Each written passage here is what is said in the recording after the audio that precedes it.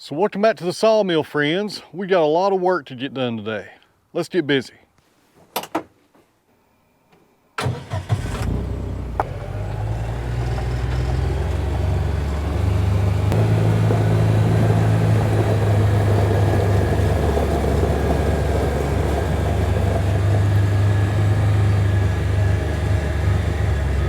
So we're down here in the log yard, friends. We're going to work on some more of this pine and sort through these logs and find something decent in it, hopefully.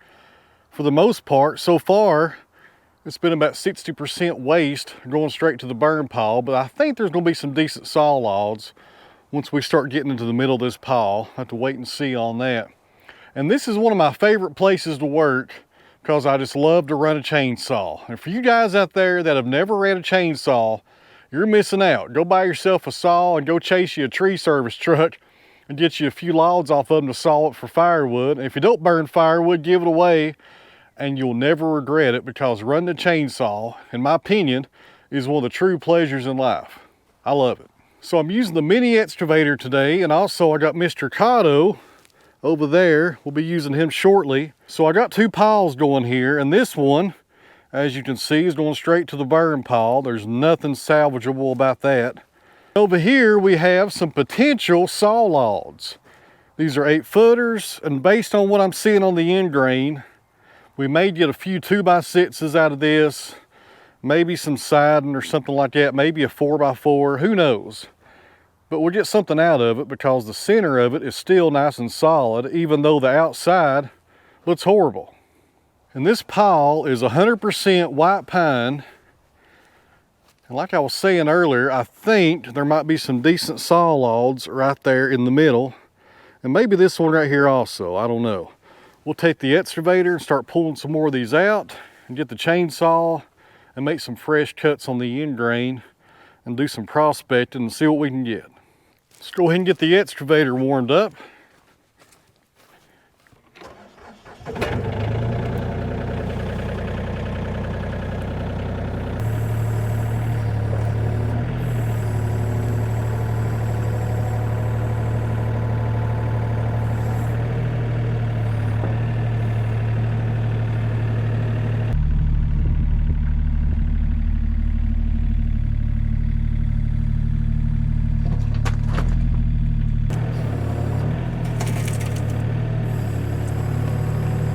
There we go.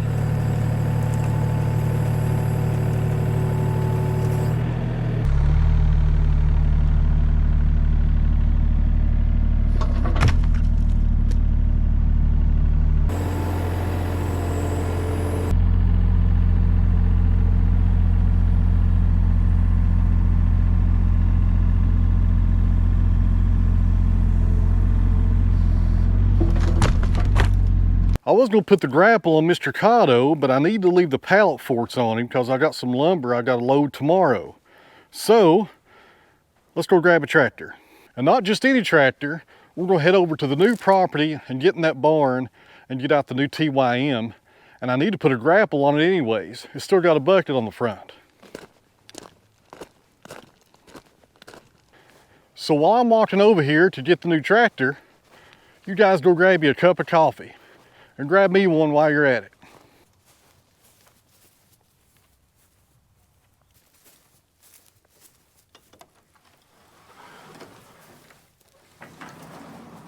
Well, there she is, the 5835. I need to spray some rodent repellent around the engine though. There's probably a lot of mice in this barn.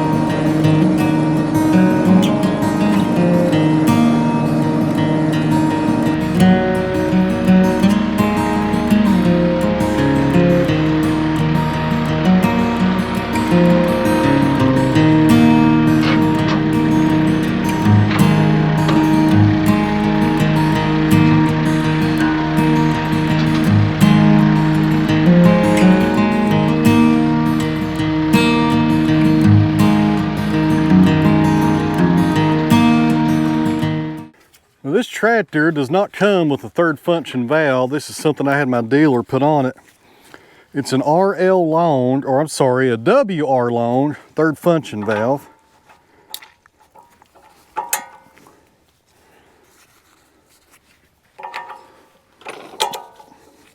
There we go.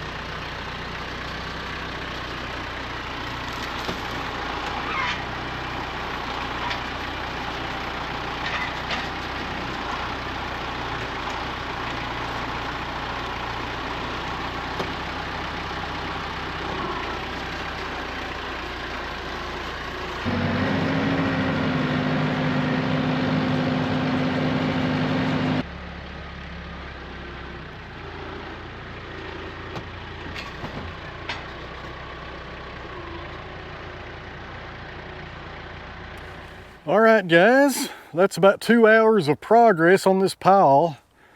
We have definitely put a dent in it, but we do have a ways to go. The more logs I pull off of here, the more rotted ones I see, unfortunately. That one right there is bad. That one right there is bad. There's some really long ones down there in the bottom, though. Those are probably 20 footers.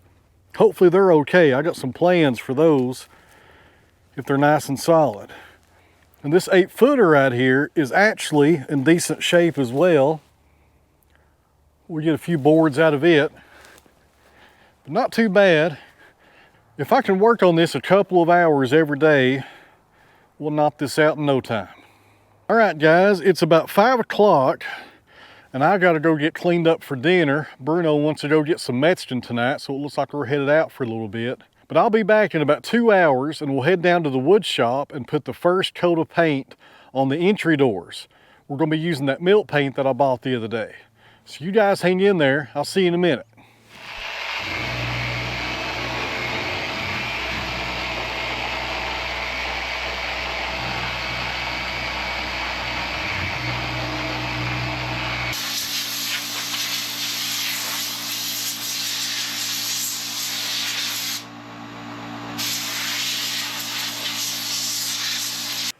All right, guys, we got this door ready for paint. And I wasn't real particular as far as my sanding goes. I was just trying to work down these little wooden pegs so they're flush with the door. And if I didn't mention it in the last video, I can't remember if I talked about this. The reason I'm painting this door is because of carpenter bees. If I was to leave this door exposed with that boiled linseed oil or something like that on it, the carpenter bees would eat it up, guys. I'd have holes all over it. I could put this treatment on it, but I have to do that probably every 6 weeks, and that's a hassle. So we're going to paint it. I'm using this stuff right here. Throw my lid off right there. It's by the Real Milk Paint Company. Not sponsored. I bought this with my own money. And this is the color French Gray. Now, I've used milk paint before. It works really good. But I've never used it for an exterior door or anything that went outside. So they recommend this little additive right here that you sprinkle into your paint. And I guess it gives it some properties to make it okay for outdoor use. And I also got the Real Milk Paint Company Varnish Outdoor Sealer. So once we put 2 coats on the front and the back of this door, we're going to seal it up with that, I think it's a tung oil. All right, this is called an Outdoor Defense Oil.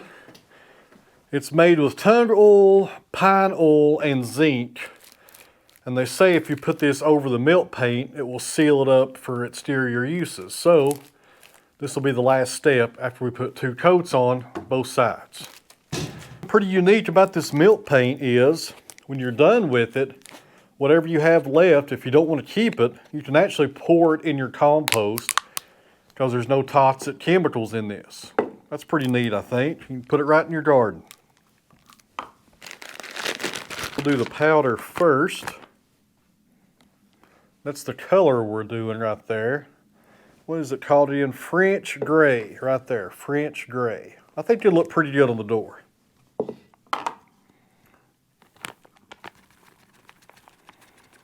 So, 1 cup of the powder. And now we'll do 1 cup of water.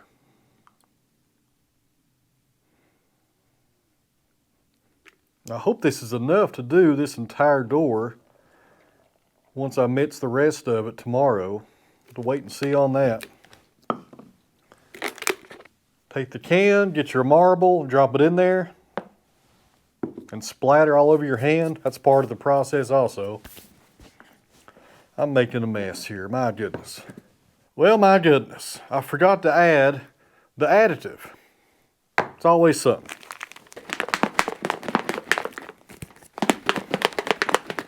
It says to do this for about 5 minutes. I'll see you guys here in a minute. I shook it for 5 minutes, and then I let it set for 10. See how it looks. Looks pretty good. There's a few bubbles in there. I may get a paint stick and kind of stir it up just a little. It looks pretty good on the thickness. Let's give it a try. Well, it looks pretty good. Definitely going to take more than 1 coat, but I like it. I'll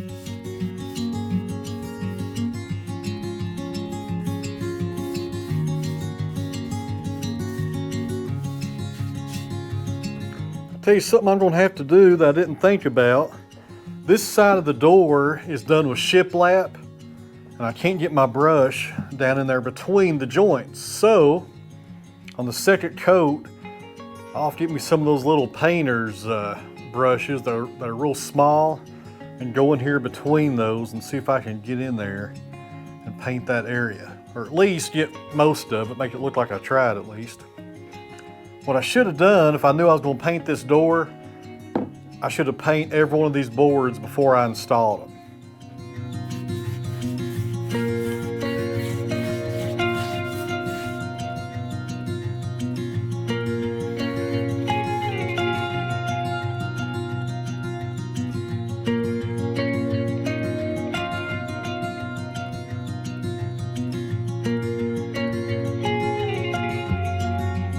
All right, friends, I had just enough to put 1 coat on the very top. I couldn't get the sides, however, but at least I got the top done. I'll probably go ahead and order another can of this for the bottom. There's no way I'm going to have enough to do the whole door, especially since this pine is soaking up this paint. It's definitely going to take 2 coats without a doubt. It does look pretty neat though, the way the wood grain shows through this, but I think I'm gonna like it better if it's nice and solid on the colors. So 2 coats should do it. Maybe 3, who knows? This pine is definitely sucking up this paint. So anyways, I gotta head up to the house, clean up this can so I can reuse this marble tomorrow and clean up my brush. So in closing, thanks for watching. I really appreciate it. I'll see you guys on the next video.